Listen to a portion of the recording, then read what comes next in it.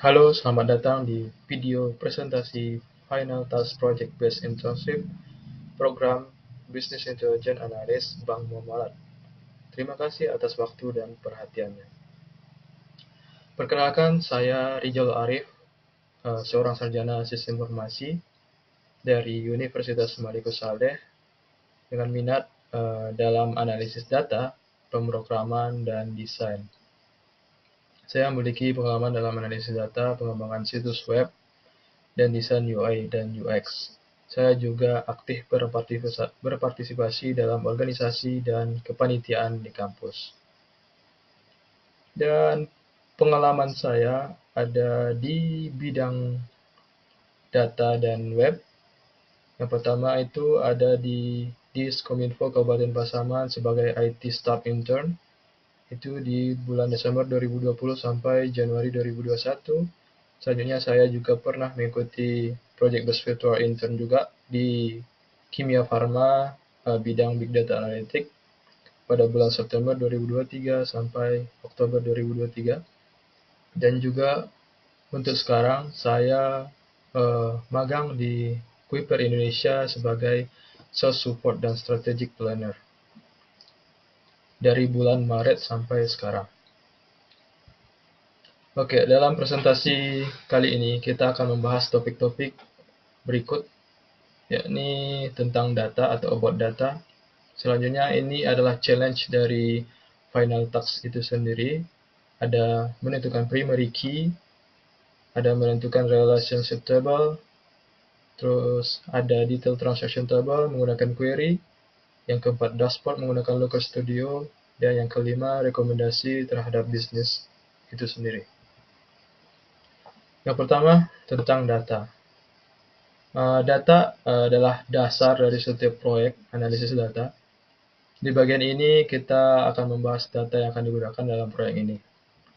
Jadi data yang akan digunakan ada di dalam URL atau link berikut. Terdapat 4 data dan 4 file Excel juga, yang mana isinya itu ada data customers, data orders, data produk kategori, dan data produk. Selanjutnya masuk ke challenge yang pertama, yaitu primary key atau menentukan primary key dari 4 tabel tersebut. Primary key berperan sebagai penentu identitas bagi setiap row data dalam tabel. Keunikannya memastikan bahwa tidak ada row yang menduplikasi informasi, sehingga meminimalisir inkonsistensi dan kesalahan data. Hal ini penting dalam menjaga akurasi dan keandalan data, terutama dalam konteks transaksi penjualan. Dan pada task ini atau pada challenge ini kita diberikan tugas untuk menentukan primary key pada 4 dataset penjualan tersebut. Yang pertama, primary key pada tabel customer, yakni customer ID. Selanjutnya yang kedua, primary key pada tabel product, yaitu product number. Yang ketiga, primary key pada tabel orders, yaitu order ID. Yang keempat, primary key pada tabel produk kategori, yaitu kategori ID. Selanjutnya kita akan membahas tentang relationship table, yakni challenge kedua pada final task ini. Oke, relationship table memainkan peran penting untuk menghubungkan antar tabel, dua tabel yang terpisah. Relasi ini memungkinkan kita untuk menggabungkan data dari beberapa tabel menjadi satu entitas yang utuh, sehingga memudahkan analisis dan pengambilan keputusan. Pada gambar, kita diperlihatkan relasi-relasi antar tabel. Yang pertama itu relasi antar customer dengan relasi antara kolom atau tabel customer dengan tabel orders, yang mana primary key-nya itu adalah di bagian customer ID di tabel customer, dan foreign key-nya yaitu di bagian customer ID di tabel orders. Dan relasinya adalah one to many dari customer ke orders. yang berarti seorang customer dapat melakukan banyak order. Selanjutnya ada relasi antara tabel order dengan tabel produk. Dilihat pada gambar ini berarti ada relasi one to many dari tabel produk ke order, yang mana satu nomor produk dapat dikaitkan dengan banyak orders atau banyak orders di bagian produk, walaupun bisa dengan nomor yang sama. Selanjutnya, relasi antara tabel produk dengan tabel produk kategori, yang mana satu produk kategori dapat dikaitkan dengan banyak produk dalam kategori tersebut. Untuk task yang ketiga atau challenge yang ketiga yaitu membuat tabel detail transaction,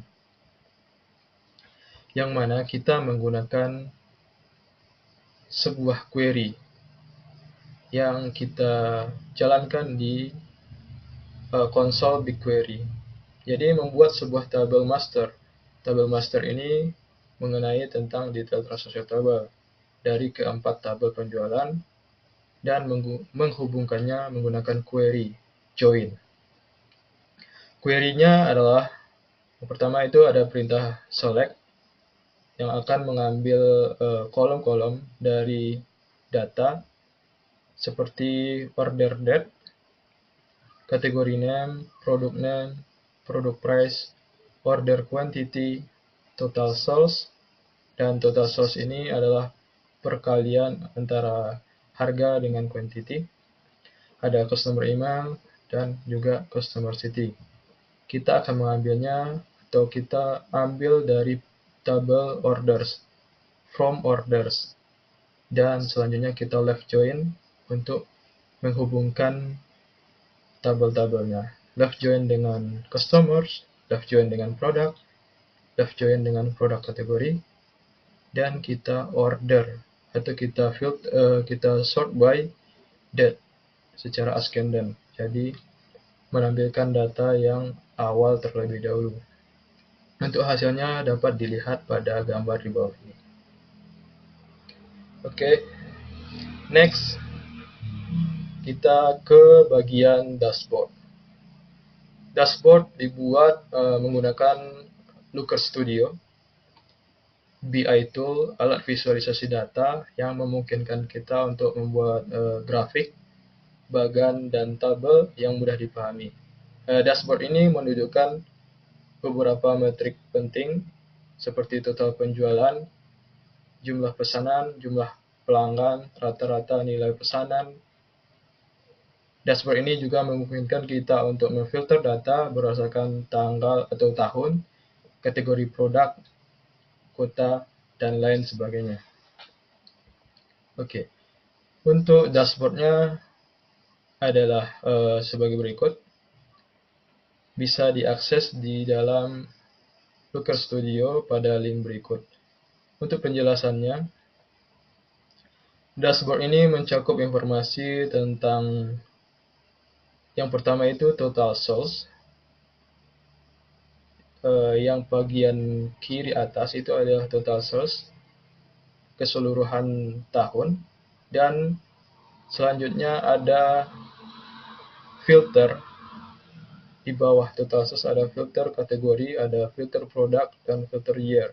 Ini digunakan untuk memfilter keseluruhan tabel apabila kita mau mengambil kategori tertentu saja atau produk tertentu saja atau tahun tertentu saja. Selanjutnya ada progress sales month. Ini adalah tren dari bulan ke bulan selama 2 tahun, yakni karena ini adalah sales dashboard Januari 2020 sampai Desember 2021. PT Sejahtera Bersama.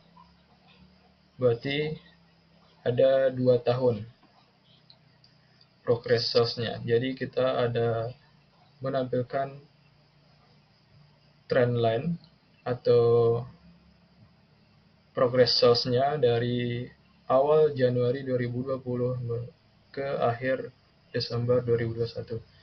Selanjutnya di bagian tengah atas ada top 5 produk kategori dengan kuantiti penjualan terbanyak. Yang mana itu adalah electronic books. Yang pertama sekali kuantitinya yang paling banyak. Selanjutnya ada training videos, ada blueprint, drone kits, drones, dan selebihnya orders karena kita akan mengambil hanya 5 tertinggi saja. Selanjutnya begitu juga untuk paling kanan, top 5 produk kategori with highest sales, itu ada robot, drone, robot kits, drone kits, training video, dan others. Dan kita ke bawah kiri ada total sales dan total quantity by produk kategori.